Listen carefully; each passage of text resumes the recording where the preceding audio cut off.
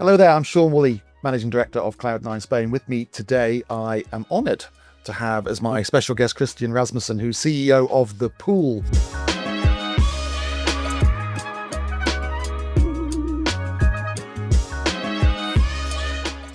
And not the swimming pool, it's the pool, which is the... What is it, Christian? That's actually quite a good question. Well, what have you become? Well, I would say we're a meeting point for entrepreneurs in Marbella. We're located in the center of Marbella. We've got a co-working operation, so we rent out offices and we've got a workspace for all our members. But the way I see it and the feedback that I get kind of backs that up. It's we're creating an ecosystem of entrepreneurs here in Marbella. Okay, that was very succinct. I thought you were going to go on for hours. I'm actually quite impressed with myself. Yeah, so yeah, exactly. It's good that it's on record. So yeah, I love it. So Christian is along here today because we wanted to find out more, get under the covers of the recent Financial Times article, which you may have seen, which was entitled Marbella 2.0 or 2.0 Beyond the Bling, where it looked at the changing demographic of not only people who are coming here to enjoy the sunshine and the lifestyle, but also to do some work and to create business and to create opportunities and prosperity for themselves and their workers. And the pool seems to be at the heart of that. So if we go just mentioning the Financial Times article, Marbella 2.0, what does that mean? I think it's something that a lot of people have been involved with, but we haven't really put it down to a name or to a title to it, right? I think probably you have seen this Marbella 2.0 before I did. Yeah. I think it's a change in the demographics of people coming to Marbella, right? So, we have let's call it the Marbella 1.0. Right, we got the luxury, the real estate, the quality of life, which managed to bring people here attractive for that lifestyle. And all of a sudden they're here. Now, okay, I always had this dream. I'm going to move to Marbella. I'm going to work from there. Now, obviously, post-COVID, you realize you can work from anywhere. Marbella has always got that appeal to it. So now all of a sudden you're here. And then the next question is, okay, now what? So I think we were born as a consequence of that question. So you have this profile of people, successful entrepreneurs back in their countries who have come now to Marbella, who bring this baggage of knowledge, talent, experience. And all of a sudden they're here, but they're missing the network. They're missing a platform to continue doing business. So that is what we aspire to be. That is the pool. So obviously Marbella 2.0 is the vision we have, midterm, long term, to position Marbella as more as just the amazing lifestyle that it has, but to position it as a place to do business and to live, but with a business focus to it. Very interesting, because Marbella, the first version of Marbella was definitely people wanting to retire here, maybe so an older generation who maybe didn't really want to work anymore. Maybe they've done their bit, but now I think COVID was the game changer, wasn't it? And you guys opened, I think, 2023? May 2023, yeah, exactly. So you came after COVID, but I guess that was, I don't know if the pool was born because of COVID or because of or whether you just happened to be here at the right time. The way I see it is, obviously we had this attraction to Marbella already. COVID made that these people who had this idea of coming to Marbella did it sooner. I was like, okay, I can work. It's proven that I can work from home. Why not do it from Marbella in this case? But then all of a sudden, this brings new challenges to the city. All of a sudden, because I used to work, I've basically born and lived here most of my life. But the questions I used to have back in the day, like, I don't know, say 15, 20 years ago. Hey, what clubs are cool? What restaurants are cool, etc. And once again, I was probably the wrong person to ask. Those were the days. Those were the days, exactly. But now the questions are schools. Yeah. Do you know anybody who can help me with this business? What's our relationship with Malaga? So the conversation is a completely different thing. So as we put this stress on Marbella that was very accustomed just to offer this quality of life, all of a sudden it's like, okay, these new entrepreneurs, these profile, where do they meet? Because before it was meeting after padel matches, right? With a beer. That's how this started, wasn't it? Yeah. It was a game of padel. Yeah. And a few, was it Swedish or yeah. Scandinavian, certainly, entrepreneurs got talking and thought, hang on, rather than meeting after a game of padel, why don't we create a a business hub, Exactly. and that's how the pool started. That reminds me of the first conversation where, I mean, even me, I've been living here for so many years. The first conversation I had on the phone with one of the founders is Martin Bettigren. He called me. I was like, "Hey, Christian, we got this idea of opening a tech hub in Marbella." What? And I was like, spam call, I don't know. But no, then obviously the first thing that impressed me was actually the profile of the people that had this idea. Yeah. You sit down and you're like, okay, wow. So these are the people coming to Marbella. Next step was obviously, let's see if there's a market for it. So we started doing our events, the Marbella Tech Meetups. We started doing those. I mean, just with the Meetup app, right? We started and we saw that there was a community for it. So, and that we started with these events even 2 years before we opened. So that was the marketing we did. And that's how we've come to where we are now. And in terms of the audience that you have here and the people who are working from here, are they entrepreneurs who have maybe sold their businesses back home and want to start something new, or are they bringing their businesses with them? I think we've got even the people who open something new, most of the times they still have like one foot in the company that they already started in, or even maybe they have an executive position in one company, but they come here. And I think the common denominator is always that they want to bring knowledge, experience, and they want to impact the local community as well. It's like, hey, I live here now. I bring this baggage of experiences and knowledge. And so, let's meet people, let's build something here. But I think we've got the mixture. People who actually were successful back home, come here and want to start something completely new. And that is one of the points that, the pool can actually help them with. So they meet people and all of a sudden these ideas start sparking. But then the other one is like people who still work with the original business, but they work from here. Yeah. And in terms of profile of nationalities and age range, has it changed in the last couple of years? Have you noticed because I'm guessing it was probably very Scandinavian to start with. Yeah. Has that changed? Yes. I think we started, I would say, more than half of the members were even Swedish, right? I mean, that's mainly because of the investors and founders we have from the beginning. Just that network created that basis. But I mean, now we're up at 39 different nationalities. Wow. And that is for just, we're going to make 2 years in May. For me, that's kind of impressive, but it's a reflection of what Marbella is, right? And I think Marbella has this appeal because everybody is from everywhere. Nobody is from here. So that makes that you understand the people who's coming new here. So, you see it more than I do. People come here to buy new properties. Oh, yeah, but I don't know people. All of a sudden you introduce them to someone. That someone has been in their situation. So there's a complete different openness. It's like, oh, yeah, schools, this one, real estate agents, this one, everything, restaurants and so forth. Yeah. So what sort of business is being done at the pool? Who are your main clientele and what are they involved in? I would say tech background is the main. I know that's very broad, but I would say finance, what we call fintech, is quite a big player here. Prop tech as well. Does everything have a tech at the end? Not everything. Okay. We do have a lot of people in marketing now. If you want to call it mark tech or whatever, I think that could work as well. No, but we've got like a lot of different industries, and I guess because of the tech connection, there's a lot of synergy there. A lot of sort of sharing of ideas and minds, and you as you said, you create events to stimulate that. Because I know with the open plan nature of the pool, it's very easy just to knock on someone's door and say, hey, can I borrow you for a coffee and let's talk about, can you help me with this problem? But I guess having the formal events just helps to introduce people and get people together talking about things and ideas. I think we've got the two icebreakers in that aspect, because let's not forget, at the end of the day, it's people communicating with people.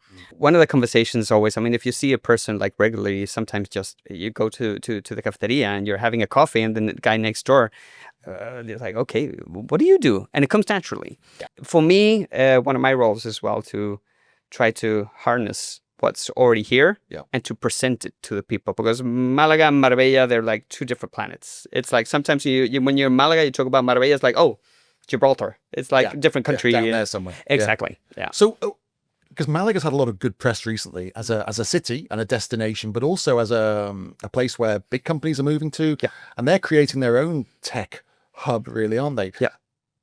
Do you guys talk to them? Do they talk to you? Is there talk about maybe joining this so it becomes the Costa del Sol tech hub? That is that's one of my visions. Obviously, due to my background, lived here. I consider myself more Spanish than Swedish, but obviously I'm neither pure Spaniard nor a pure Swede.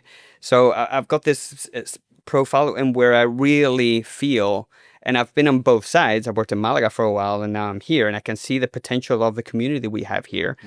And I know what's in Malaga as well. So one of my obsessions is actually to break that barrier. Why? Because, I mean, we've had the director of the technology park in Malaga. That's where Vodafone, Decra, Citigroup, and all these companies are there, Accenture, Ericsson, Oracle.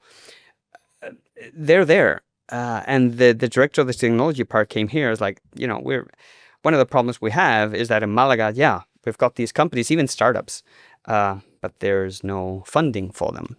So if we could match those two together, you create the entire new ecosystem. So maybe the funding money is here in Marbella, and a lot of the sort of more volume tech Exactly. is in Malaga. So there should be a way, hopefully, of combining the two. I mean, I always go back to the same analogy. We're talking about Silicon Valley, you got San Francisco, and then you come to, I don't know, Palo Alto could be Marbella in this case. Yeah. Malaga, San Francisco.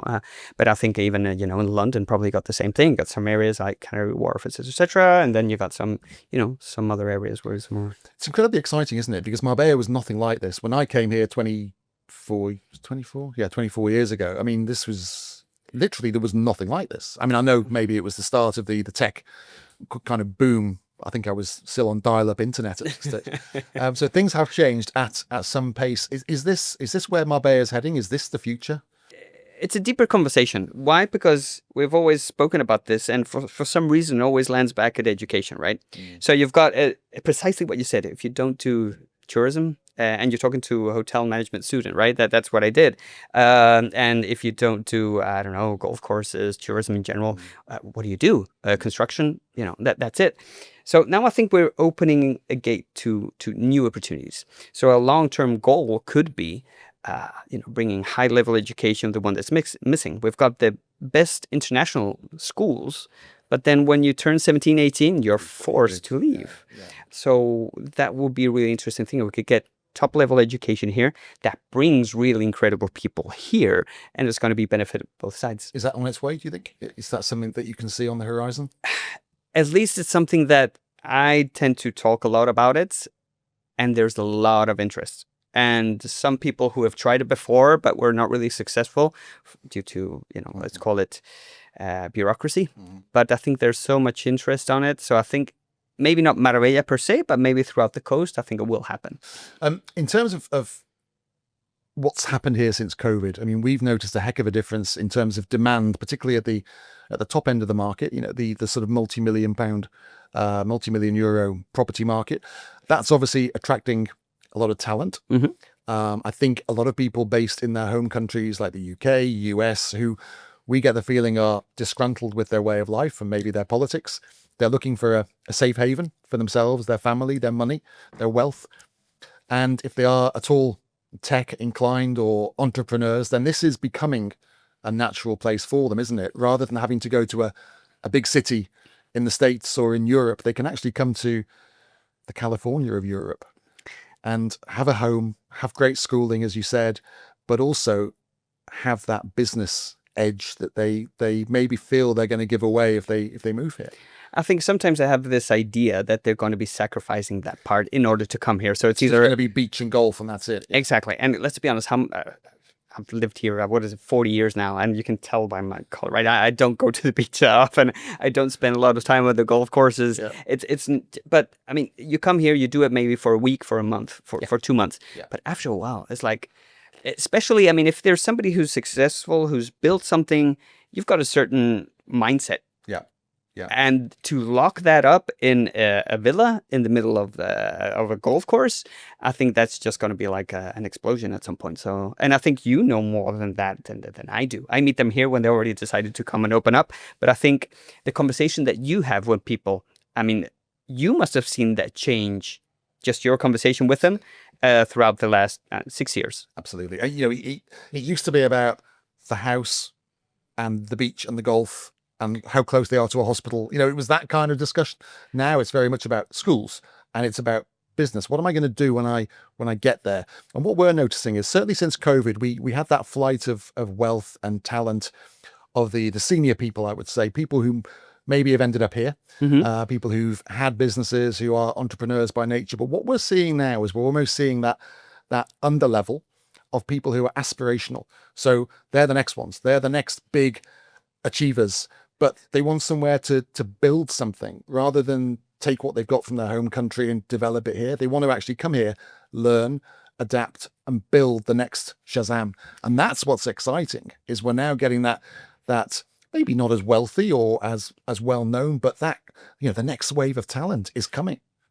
I think for the first part, I think we managed to solve it because, I mean, there is accommodation for if you want the 3 million euros villa and onwards. I mean, that you've got availability for that.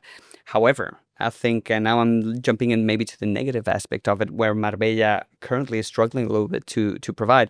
With people who don't have that budget, it's a little bit of a struggle. I mean, you, once again, you know more than I do, but it's just the feedback that I keep on getting. You get these people who really want to build something, and it's what you said, it's different. Now people, this profile, they want to learn. They're the ones who will start learning the language, and they feel they really want to integrate.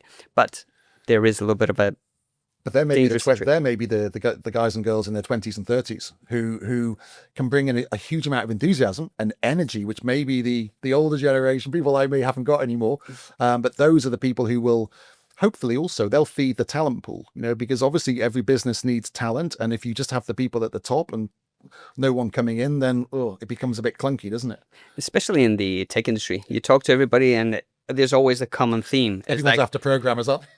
Talent in general is like, okay, I need to attract them somehow. But that's where I think maybe before it was seen as a negative. It's like, okay, you're in Costa del Sol. What are you going to do there? But now people know they can work from anywhere. And that's actually an ingredient that actually helps them. Is like, if you work with me, you're going to be able to, let's say, work from Marbella for 4 months, 5 months, or for, just relocate here. I mean, what a great place. I know that a lot of young people like to be in a city and excited, but this is an incredible bubble to move to, isn't it? With a beautiful lifestyle, great weather, great opportunities as well now, which is what we never had. Exactly, and that is definitely changing. What's next for the pool? I mean, have you any plans to open in Malaga or maybe expand this space? What's next on the horizon for you guys? We are looking for expansion, obviously, but first step for me, and I know it's very anti-tech, what I'm saying is that I really want to double down on what we've got here. I think there is so much potential in the community that we've created.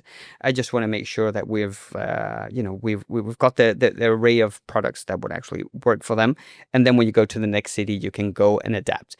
Malaga is always going to be on the map. I think this combo between Malaga and Marbella has got enormous potential.